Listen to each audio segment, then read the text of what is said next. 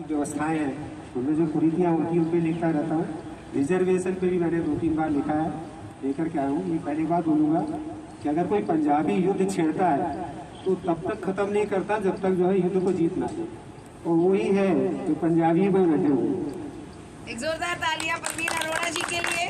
पिछले हफ्ते ही मैं नहीं लिखता हूँ कि मेरी लेखनी से यही सब लिखता हूँ फेसबुक पर। तो बहुत दिनों से मैं सोच रहा था कि क्या लिखूं।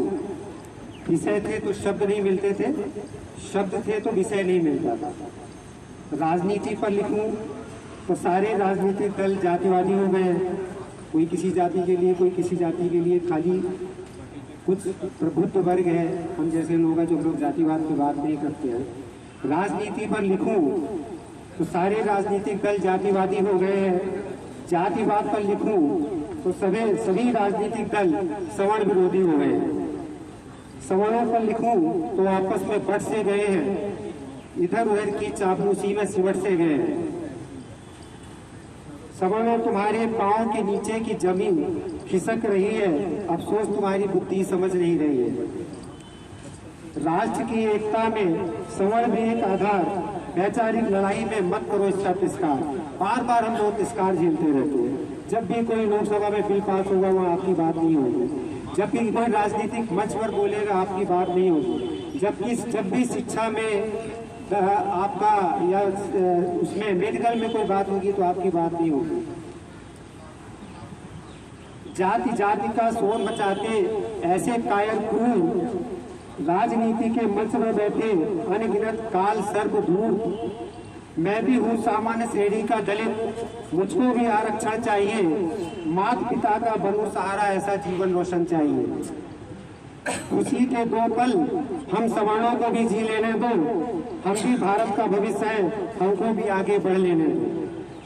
बिना हमारे सामरिक महत्व नहीं बन पाएगा। हम चाहते हैं हम एक अखंड भारत बनाएंगे, पाकिस्तान को, नेपाल को और बांग्लादेश को फिर से बना लेंगे, लेकिन बिना सवर्णों के सामरिक महत्व वही कहलाता है कि बिना हमारे सामरिक महत्व नहीं बन पाएगा, क्योंकि सेना का भार अधिकतर सवर्ण ही उठाएगा।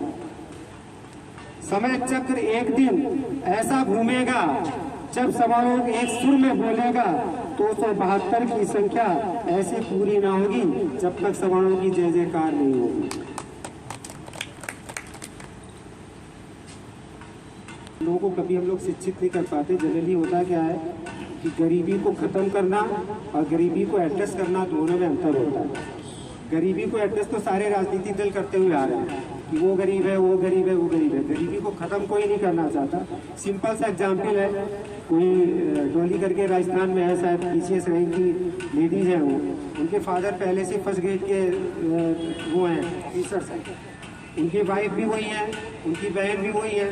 तो रिजर्वेशन का जो जनरली फायदा मिल रहा है वो उन्हीं लोगों को मिल रहा है जो पहले से रिजर्वेशन में। ये वो लोग समझ नहीं पा रहे। उनके लिए मैंने कविता लिखी थी, क्यों आरक्षण की ले बैसाखी, जग हंसाई करवाते हो, बुद्धि पर आकर में कुछ कम नहीं, क्यों पकी पकाई खाते हो तुम पराकवि, फिर क्यों अनुसूचित कहलाते हो, मानस के राजहंस तुम भी हो, फिर क्यों आरक्षण के सहगामी बन जाते हो। उठो जागो, अब अपनों से ही लड़ना होगा, संघर्ष करो, वंचित हो तुम, सिंचित तुमको खुद ही करना होगा।